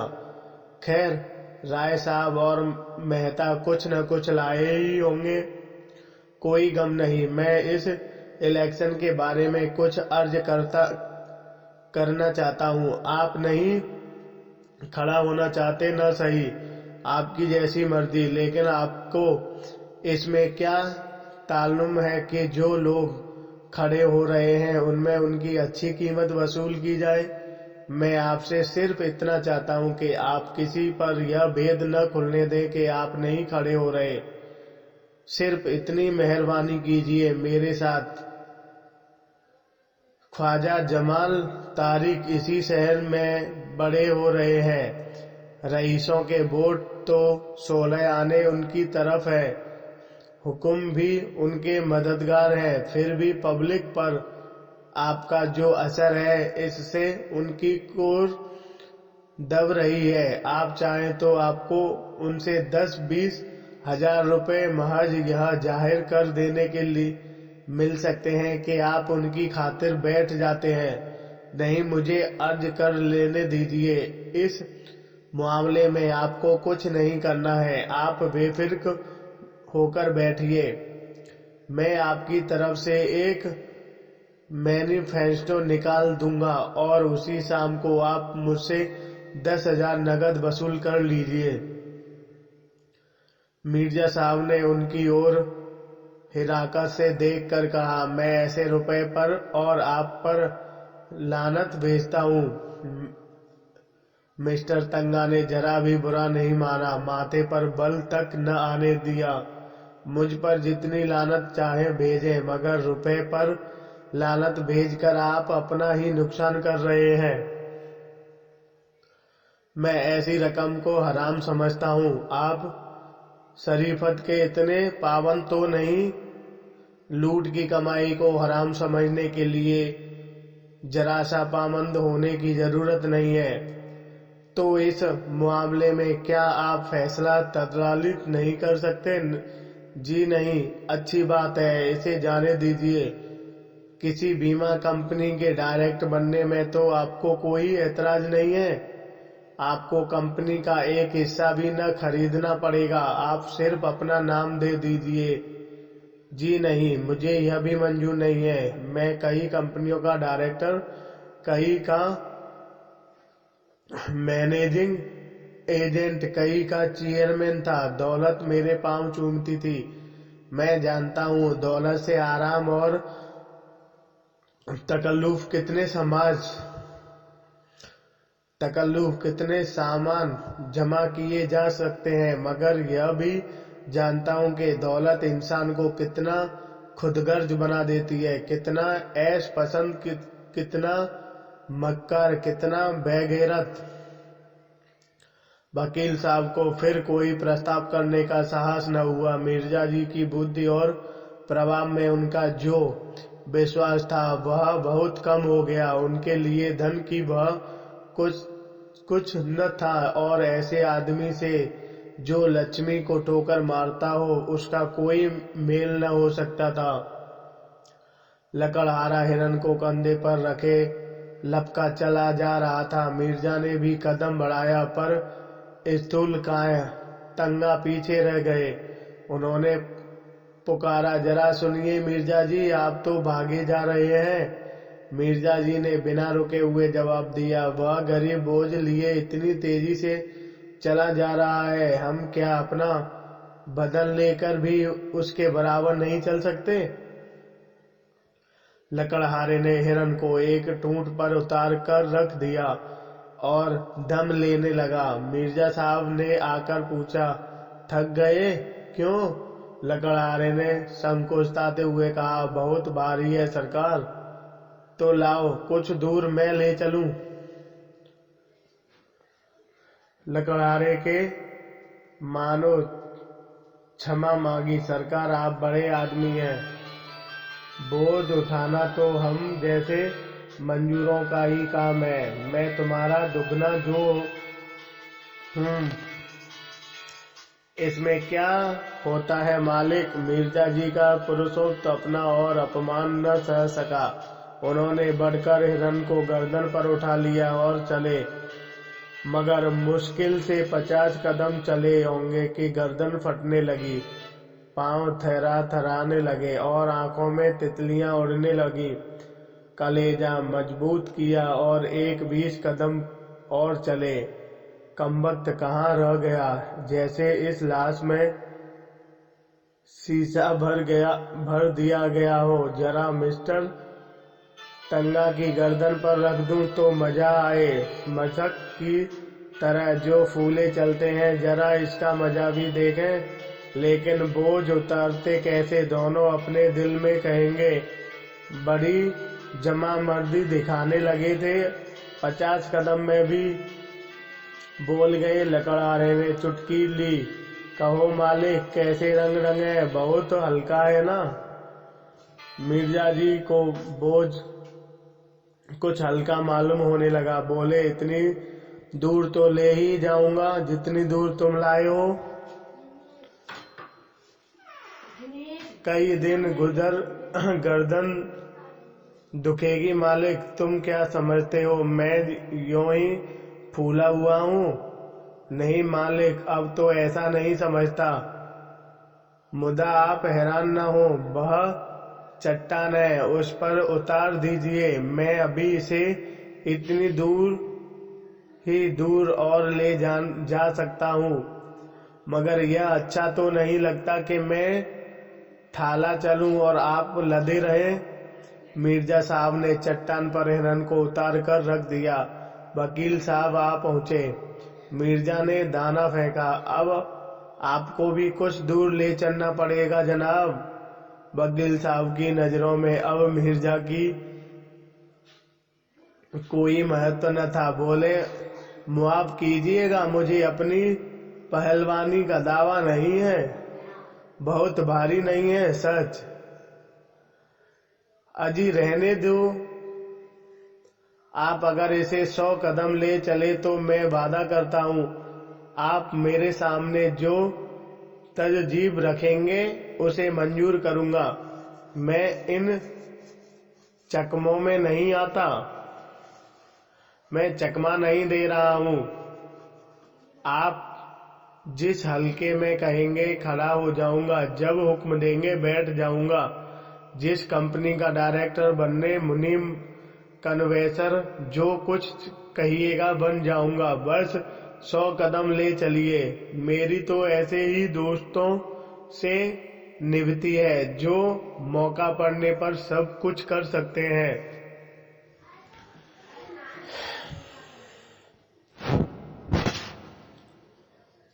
तंगा का मन चुलबुला उठा। मिर्जा अपने कौल के पक्के हैं, इसमें कोई संदेह न था। हिरन ऐसा क्या बहुत भारी होगा? आखिर मिर्जा इतनी दूर ले ही आए। बहुत ज्यादा थके तो नहीं जान पड़ते? अगर इनकार करते हैं तो सुनहरा अवसर हाथ से जाता है। आखिर ऐसा क्या कोई पहाड़ है? बहुत होगा, 4-5 पसेरी होगा। 2-4 दिन गर्दन ही तो दुखेगी। जेब में रुपया हो तो थोड़ी सी बीमारी सुख की वस्तु है। 100 कदम की ही रही। हाँ, 100 कदम मैं गिनता चलूंगा। देखिए निकल न जाइएगा। निकल जाने वाले पर लानत भेजता हूँ। तंगा ने जूते का फीता फिर से बांधा। कोट उतार कर लकड़हारे को दिया। पतलून ऊपर चढ़ाया। रूमाल से मुंह पहुंचा और इस तरह हिरन को देखा मानो ओखली में सिर देने जा रहे हैं। हिरन को उठाया और गर्दन पर रखने की चेष्टा की। 2-3 बार जोर लगाने पर लाश गर्दन पर तो आ गई, पर गर्दन न उठ सकी। कमर झुक गई, होंठ उठे और लाश को जमीन पर पटकने वाले थे कि मिर्जा ने उन्हें सहारा देकर आगे बढ़ाया। तंगा ने एक डंग इस तरह उठाया जैसे दलदल में पाम रख रहे हो। मिर्जा ने बढ़ावा दिया। शाबाश मेरे शेर, वाह वाह। तंगा ने एक डग और रखा। मालूम हुआ गर्दन टूट जाती है। मान लिया मैदान, शाबाश, जीते रहे पट्टे। तंगा 2 डग और बढ़े। आंखें निकल पड़ती थी। बस एक बार और जोर मारो दोस्त। 100 कदम की शर्त लगत 50 कदम की ही रही। वकील साहब का बुरा हाल। वह बेजान हिरन शेर की तरह उनको दबोचे हुए, उनका हृदय रक्त चूर रहा था। सारी शक्तियां जवाब दे चुकी थी। केवल लोभ किसी लोहे की धरन की तरह छत को संभाले हुए था। 1 से 25,000 तक की गोटी थी, मगर अंत में वह 37 भी जवाब दे गई। लोभी की कमर भी टूट गई। आंखों के सामने अंधेरा सा छा गया, सिर में चक्कर आया और वह शिकार गर्दन पर लिए पथरील जमीन पर गिर पड़े। मिर्जा ने तुरंत उन्हें उठाया और अपने रूमाल से हवा करते हुए उनकी पीठ ठोकी। जोर तो यार, तुमने खूब मारा, लेकिन तकदीर के खोटे हो। तंगा ने हाँफते हुए लंबी सांस खींच कर रहा, आपने तो आज मेरी जान ही ले ली थी। 2 मन से कम न होगा ससुर। मिर्जा ने हंसते हुए कहा, लेकिन भाईजान, मैं भी तो इतनी दूर उठाकर लाया ही था। वकील साहब ने खुशामद करनी शुरू की, मुझे तो आपकी फरमाइश पूरी करनी थी, आपको तमाशा देखना था, वह आपने देख लिया। अब आपको अपना वादा पूरा करना होगा। आपने मुआहदा कब पूरा किया? कोशिश तो जान तोड़कर की, इसकी सनद नहीं। लकड़हारे ने फिर हिरन उठा लिया और भागा चला जा रहा था। वह दिन दिखा देना चाहता था कि तुम लोगों के कांख कूक कर 10 कदम इसे उठा लिया तो यह न समझो कि पास हो गए। इस मैदान में दुर्बल होने पर भी तुमसे आगे रहूंगा। हाँ, कागज तुम चाहो जितना काला करो और झूठे मुकदमे चाहे जितने बनाओ। एक नया मिला, उसमें एक नाला मिला जिसमें बहुत थोड़ा पानी था। नाले के उर पार टीले पर एक छोटा सा 5-6 घरों का पुरवा था और कई लड़के इमली के नीचे खेल रहे थे। लकड़हारे को देखते ही सबों ने दौड़कर उसका स्वागत किया और पूछे, किसने मारा बापू? कैसे मारा? कहाँ मारा? कैसे गोली लगी? कहाँ लगी? इसी को क्यों लगी और हिरणों को क्यों न लगी? लकड़हारे हूँ हाँ करता इमली के नीचे पहुंचा और हिरण को उतारकर पास की झोपड़ी में दोनों महानुभावों के लिए खाट देने दौड़ा। उसने चारों लड़कों और लड़कियों ने शिकार को अपने चार्ज में ले लिया और अन्य लड़कों को भगाने की चेष्टा करने लगे। सबसे छोटे बालक ने कहा, यह हमारा है। उसकी बड़ी बहन ने, जो 14-15 साल की थी, मेहमानों की ओर देखकर छोटे भाई को डांटा, चुप नहीं, सिपाही पकड़ ले जाएंगे। मिर्जा ने लड़के को छेड़ा, तुम्हारा नहीं हमारा है। बालक ने हिरन पर बैठकर अपना कब्जा सिद्ध कर दिया और बोला, बापू तो लाए हैं। बहन ने सिखाया, या कह दे भैया तुम्हारा है। इन बच्चों की माँ बकरी के लिए पत्तियां तोड़ रही थी। 2 नए भले आदमियों को देखकर जरा सा घूंघट निकल लिया और शर्माई थी। उसकी साड़ी कितनी मैली, कितनी फटी, कितनी उटंगी है। वह इस भेष में मेहमानों के सामने कैसे आए और गए बिना काम नहीं चलता। पानी वानी देना है।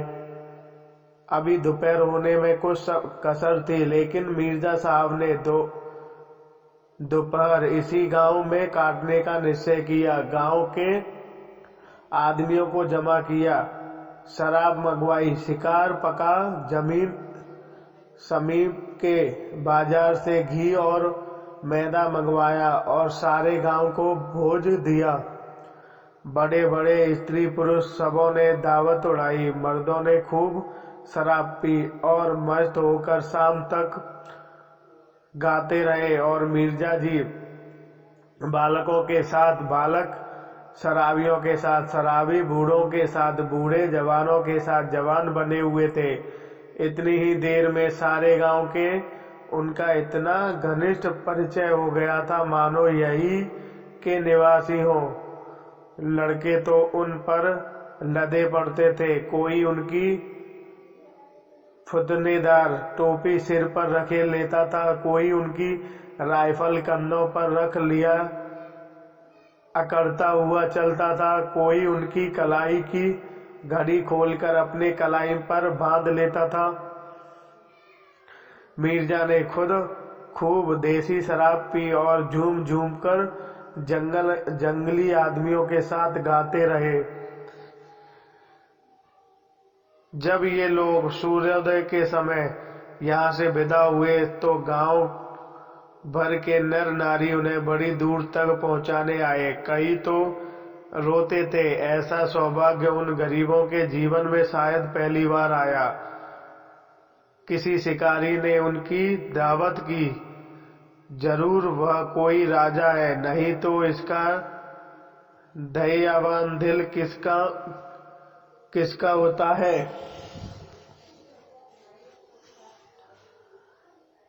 इनके दर्शन फिर काहे होंगे। कुछ दूर चलने के बाद मिर्जा ने पीछे फिर कर देखा और बोले, बेचारे कितने खुश थे। काश मेरी जिंदगी में ऐसे मौके रोज आते। आज का दिन बड़ा मुबारक था। टंगा ने बेरुखी के साथ कहा, आपके लिए मुबारक होगा, मेरे लिए तो मनहूस ही था। मतलब कि कोई बात न हुई। दिन भर जंगली और पहाड़ों की खाक छानने के बाद अपना सा मुँह लिए लौटे जाते हैं। मिर्जा ने निर्दया से कहा, मुझे आपके साथ हमदर्दी नहीं है। दोनों आदमी जब बरगद के नीचे पहुंचे तो दोनों टोलियां लौट चुकी थी। मेहनत मुहर लटकाए हुए थे। मालती विनय सी अलग बैठी थी। जो नई बात थी, राय साहब और खन्ना दोनों भूखे रह गए थे और किसी के मुंह से बात न निकली थी। वकील साहब इसलिए दुखी थे कि मिर्जा ने उनके साथ बेवफाई की। अकेले मिर्जा साहब प्रसन्न थे और वह प्रसन्नता अकोले।